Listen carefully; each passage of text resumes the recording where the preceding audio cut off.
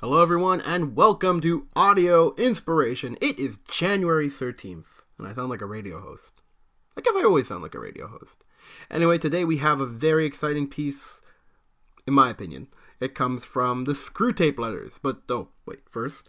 It's January 13th and today's reading is War in Heaven. This is from one of my favorite C.S.Lewis books, and no, it's not from Narnia, it is from the Screwtape Letters.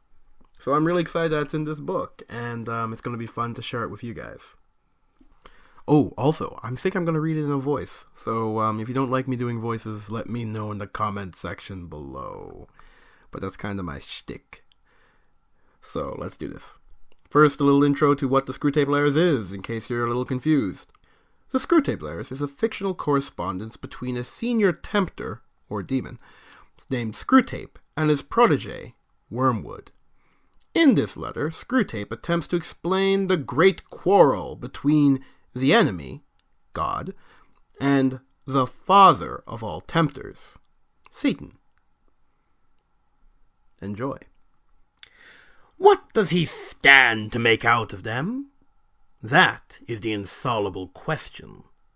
I do not see that it can do any harm to tell you that this very problem was the chief cause of our father's quarrel with the enemy.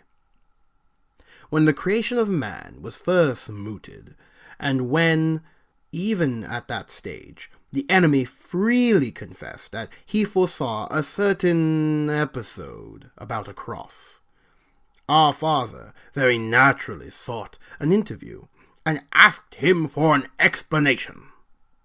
The enemy gave no reply except to produce a cock-and-bull story about disinterested love, which he has been circulating around ever since.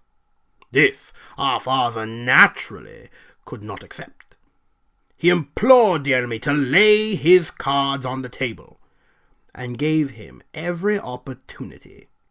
He admitted that he felt an anxiety to know the secret.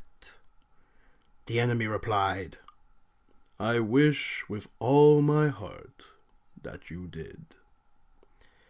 It was, I imagine, at this stage of the interview that our father's disgust at such an unprovoked lack of confidence caused him to remove himself an infinite distance from the presence, with a suddenness which has given rise to the ridiculous enemy story that he was forcibly thrown out of heaven.